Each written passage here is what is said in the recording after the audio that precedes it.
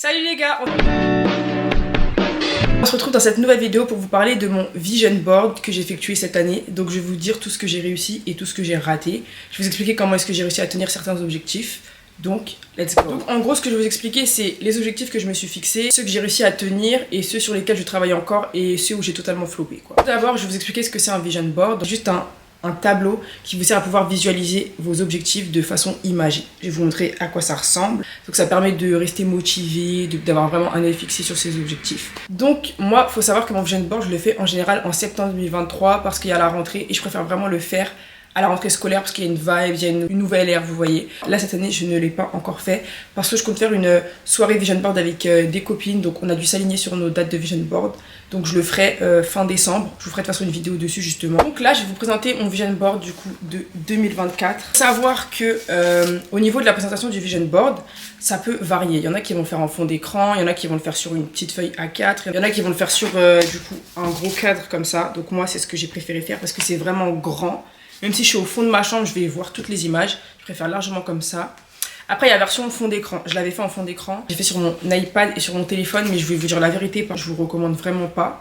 Parce que, ok, c'est esthétique, c'est joli, mais vous allez jamais regarder. Je vous assure que vous allez regarder les 2-3 premiers jours pour vous mettre dans le mood. Mais au final, vous allez jamais le regarder. Vous allez juste swiper pour ouvrir votre téléphone.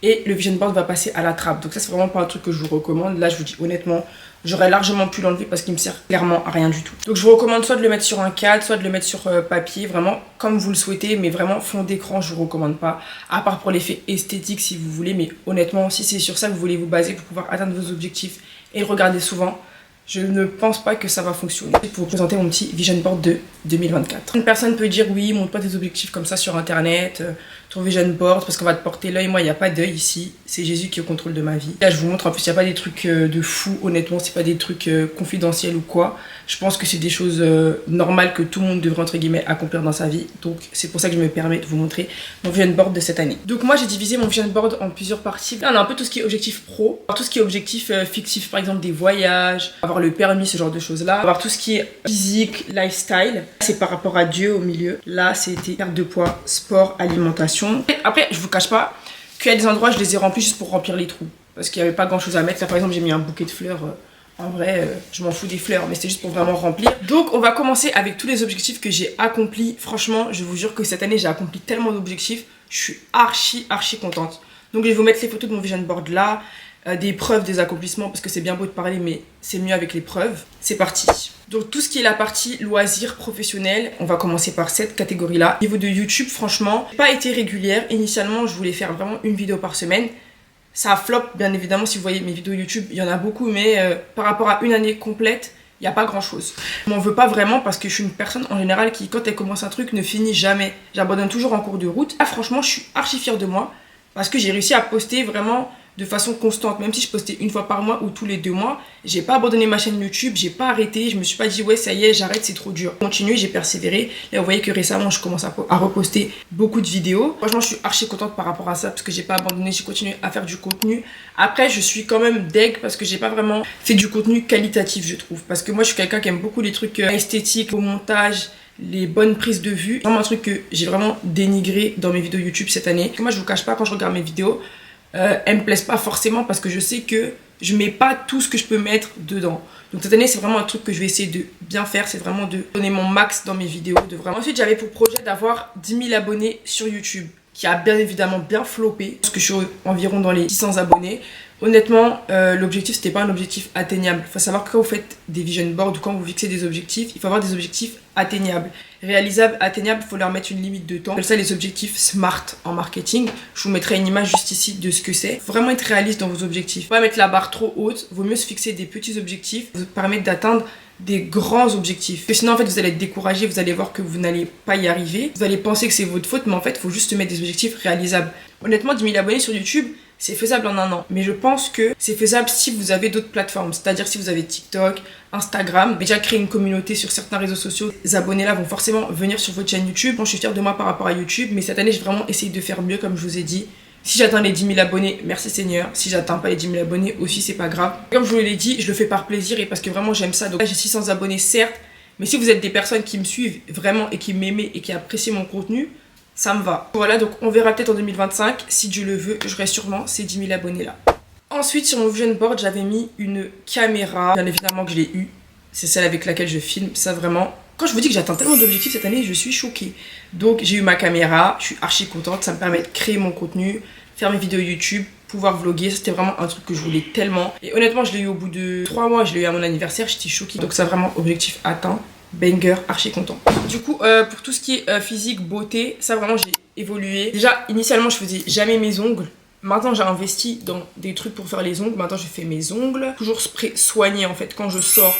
Pas forcément être maquillée, mais vraiment être soignée parce que moi, faut voir. Hein. Avant, je sortais comme une zoulou. Hein. Fallait vraiment me voir. Si je trouve des vidéos, je vais vous les mettre. Et là, cette année, vraiment, j'ai appris l'importance en fait d'être soignée, de mettre des bijoux, de plus se coiffer, d'un peu se maquiller. Vraiment des petits trucs qui font que tu auras un aspect un peu plus soigné, un peu plus féminin, un peu plus élégant. Du coup, voilà. Donc ça, vraiment, c'est un objectif que j'ai vraiment atteint. Parce que j'ai pris conscience et j'essaye petit à petit de le faire et de continuer, donc archi contente. Ensuite, il y avait les voyages. Donc cette année, j'ai pas mal voyagé. Enfin, pour mon âge, je trouve en fait, on enlève toute la partie réseaux sociaux. Les influenceurs que vous voyez voyager tous les 4 matins, ça, c'est vraiment, eux, c'est des personnes à part nous, on est des gens, entre guillemets, normaux. On a une vie normale, on est étudiant, on travaille. Donc on n'est pas censé voyager 25 fois dans l'année, quoi. Donc moi, je trouve que ce que j'ai fait cette année, c'est quand même beaucoup. Je crois que je suis allée en Espagne, au Maroc, Marseille. Du coup, voilà ce que j'ai fait cette année. Je vous mettrai des photos. De toute façon, il y a les vlogs aussi qui étaient sortis. Vous savez que j'avais fait un vlog Marseille. J'ai perdu le vlog. Il était archi bien en plus. J'ai trop la rage. Il était trop bien. Je l'ai perdu. Ce vlog n'a jamais vu le jour. Mais bref, du coup, j'ai pu voyager. Cette année, je suis archi contente. Du coup, voilà pour les voyages. Franchement, j'ai réussi à bien m'organiser au niveau des budgets. J'ai vraiment réussi à voyager assez. Après, je trouve vraiment que l'idéal dans l'année, c'est de voyager. 3 vacances dans l'année, je trouve que c'est vraiment banger. Ah, je suis allée en Belgique aussi cette année. Je suis allée un week-end en Belgique. J'ai kiffé.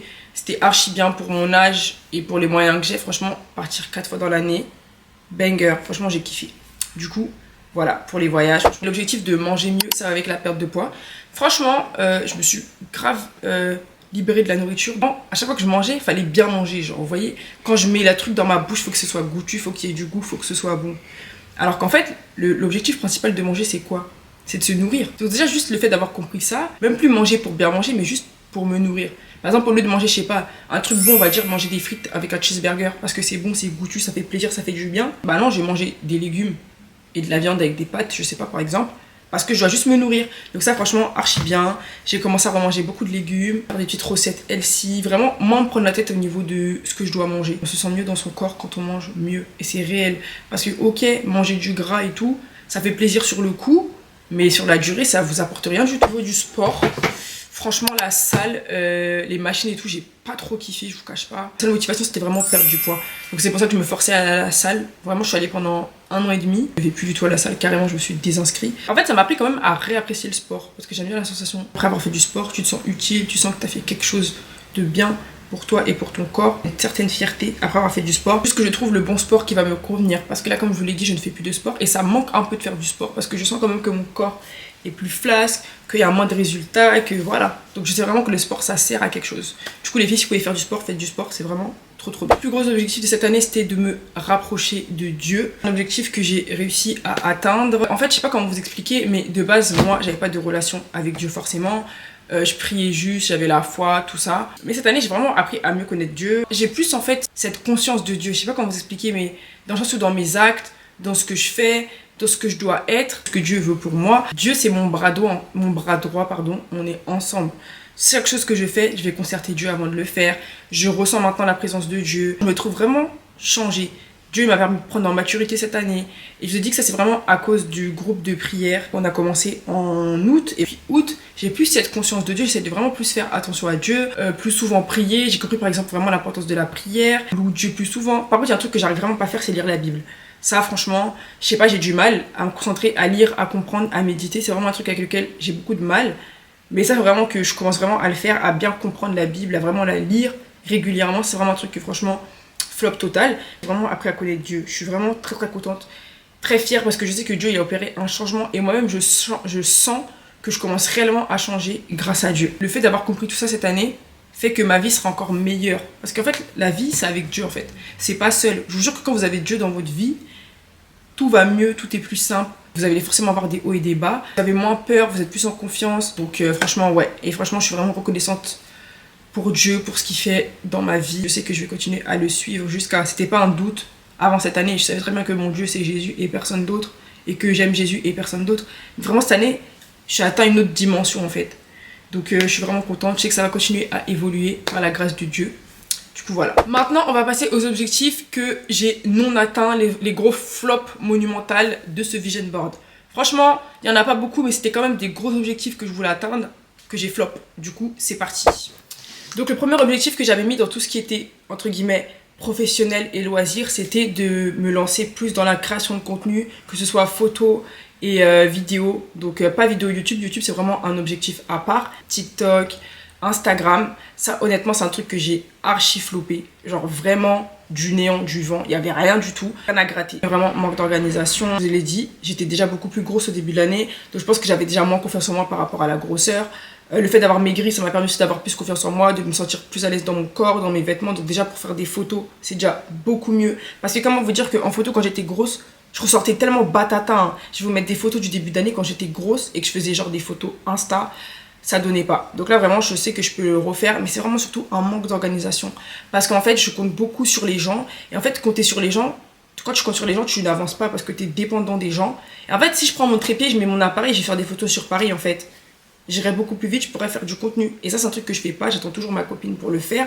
Et en fait quand on fait une photo ensemble, nos photos elles sont tellement magnifiques, mais faut qu'on s'organise bien pour pouvoir le faire tout le temps. J'ai flop cette année, mais que je vais réitérer l'année prochaine et je vous en dirai du coup des nouvelles. Et puis de toute façon, s'il y a des résultats, vous le verrez tout au long de l'année. Les gars, le plus gros flop monumental de cette année, c'est le permis. 21 piges, bientôt 22 ans en 2025. Le permis, c'est vraiment un truc. En fait, je le veux, mais j'ai trop chaud. Je sais pas, j'ai peur. Donc, je vais m'y mettre, au moins voir le code, tout ça. J'ai fait les démarches. J'ai tous mes trucs. Là, je crois que j'ai le code NEPH, ce genre de choses-là. J'ai fait les démarches. J'ai commencé, mais j'ai pas terminé. Objectif non accompli, non atteint. La flemme, j'ai pas la motivation. Mais je préfère l'avoir maintenant pendant que je suis étudiante plutôt que passer le permis quand j'ai des enfants ou qu'il me faut le permis. Vraiment, il me faut le faire. Ensuite, un autre truc que j'ai beaucoup négligé, c'est au niveau du lifestyle. Moi, cette année, je comptais vraiment faire plus de sorties seule, aller au restaurant, vraiment avoir une sorte de relation avec soi-même. C'est vraiment des trucs que j'ai pas fait. Franchement, honnêtement, c'est pas par manque de moyens ou quoi, parce que franchement, quand t'as une priorité, tu donnes les moyens pour. Par exemple, au lieu d'aller au McDo 5 fois dans le mois, j'aurais pu largement aller au spa et m'acheter des fleurs. Vous voyez, franchement, je l'avais voulu. J'aurais plus mis les moyens pour le faire. Donc ça, c'est un truc que j'ai pas fait. Et franchement, je vais vraiment le faire cette année parce que franchement, ça fait du bien. Genre, commencer à le faire du coup pour 2025. Un de mes regrets, hein, vraiment, c'est de pas être allé à Londres. Dans ma partie voyage, j'ai vraiment mis Londres. Il faut que j'aille à Londres cette année. Donc vraiment, j'irai. Voilà, flop. Ensuite, j'avais pour objectif de me baptiser cette année. De base, en fait, ce que je me disais au début de l'année, c'est que je suis proche de Dieu pour me baptiser. Déjà, on n'est jamais trop sale pour aller voir Dieu, en fait. Vous n'avez pas besoin d'être complètement clean à 100% pour aller vous baptiser, en fait. Un pas de foi, c'est vraiment pour dire à Dieu qu'on le suit. C'est vraiment lui, avec lui qu'on veut passer notre vie, vous voyez ou pas? Franchement, ça, c'est vraiment une excuse débile. Donc, une fois que j'ai compris ça, je voulais vraiment me baptiser, en fait, quand j'allais vraiment avoir une relation vraiment avec Dieu, bien, genre vraiment être bien droite dans mes bottes, tout carré. Mais en fait, ça sert à rien d'attendre parce qu'en fait, on ne sera jamais parfait. La perfection n'existe pas chez les hommes. Donc, on peut attendre vraiment, genre, 100 ans même pour pouvoir être parfait, avoir une relation parfaite avec Dieu. J'ai compris ça. En fait, je repoussais toujours au lendemain, vraiment procrastiner. Je vous cache pas que, comme je vous ai dit, que ces derniers mois, je me suis vraiment beaucoup rapprochée de Dieu. J'ai vraiment envie. Là, franchement, là, je me suis inscrite pour les sessions de baptême. Je me suis inscrite il y a 2-3 jours. Normalement, me baptiser début 2025. Donc, au moins, j'ai fait la démarche cette année. Je suis archi contente. Du coup, voilà. Ensuite, j'ai mis une citation sur mon vision board. J'ai mis 2 citations. No procrastination et don't spend another year doing the same shit. La procrastination, ça flop. Franchement, je suis une grosse flemmarde, une grosse procrastinatrice. Un peu changé. Vraiment, il y a une petite évolution, mais pas au point de dire que je ne procrastine plus ou que quelqu'un de trop organisé qui fait vraiment tout ce qu'elle doit faire en temps et en heure. Faux. C'est archi faux.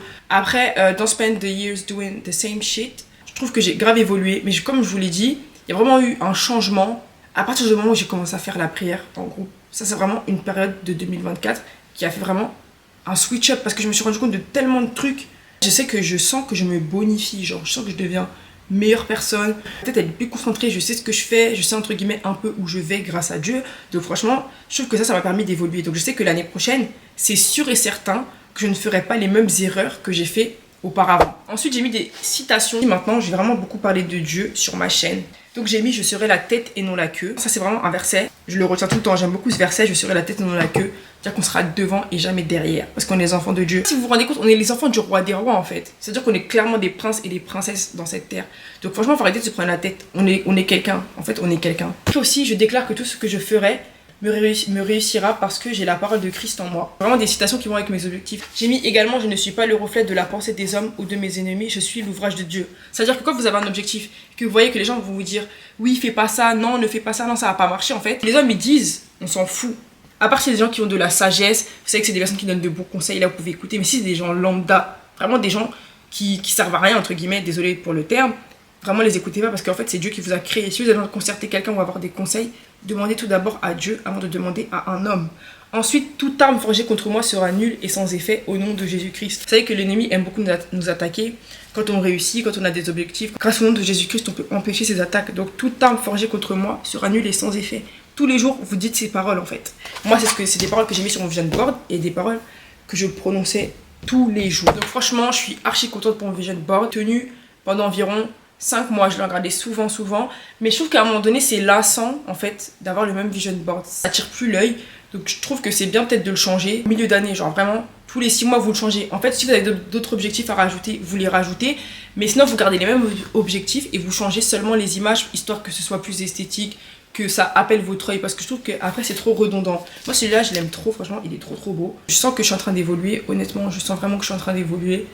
Et je suis archi contente parce que je sais que grâce à Dieu, que je vais encore faire mieux. Là, j'ai préparé mon prochain vision board.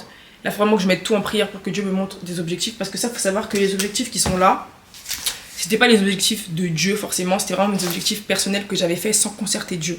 Donc le fait de concerter Dieu et que Dieu te donne la confirmation sur un objectif, ça va vraiment te confirmer que c'est le plan de Dieu. Quand c'est un projet de Dieu, ça va réussir si tu te donnes les moyens. Parce que c'est Dieu qui a prévu ça pour toi. Donc cette année, ce que je vais faire, c'est que je vais vraiment concerter Dieu pour pouvoir avoir les objectifs qu'il a pour moi et les mettre dans mon vision board. Et en fait, le fait de savoir que c'est Dieu qui m'a donné ces objectifs, ça va me permettre d'être encore plus motivée. Et je sais dans tous les cas que c'est des objectifs qui vont réussir parce que ça vient de Dieu. J'ai vu aussi sur TikTok une fille qui parlait en fait de... Je vais vous mettre les photos à l'écran. Elle expliquait comment être la nouvelle meilleure version de soi-même. Mais c'était vraiment tout un concept. Je vais vous mettre les photos à l'écran, mais je vais le faire dans une vidéo avec vous. Donc pendant la vidéo vision board, je ferai aussi cette partie-là de ce que je vous mets à l'écran. Là, j'ai pas trop compris, il faut vraiment que je relise bien, mais je trouvais ça très intéressant. Du coup, je le ferai dans la prochaine vidéo. En tout cas, je trouve vraiment que le vision board, c'est vraiment un très bon outil pour ces objectifs. Je trouve que c'est vraiment quelque chose qui marche. C'est vraiment banger. Et je sais pas si vous voyez, tous les riches, ils parlent de vision board. Donc franchement, faites des vision boards, les gars. Ça vous coûte rien, c'est juste des images. Mais ça sert, franchement, je trouve que ça marche très bien. Dernière chose avant de finir la vidéo, je me suis fait un deuxième vision board. J'avais vu ça sur TikTok. On appelle ça en gros un aesthetic beauty board. Donc ça ressemble à ça. Donc en gros, c'est juste un vision board dans lequel vous allez mettre ce qui vous représente au niveau du physique, de l'esthétique, tout ce qui est coiffure, vraiment vos coiffures typiques, vos make-up phares, tenues phares, vos ongles phares, en fait tous les trucs que vous kiffez qui vous ressemblent vraiment au niveau de la beauté.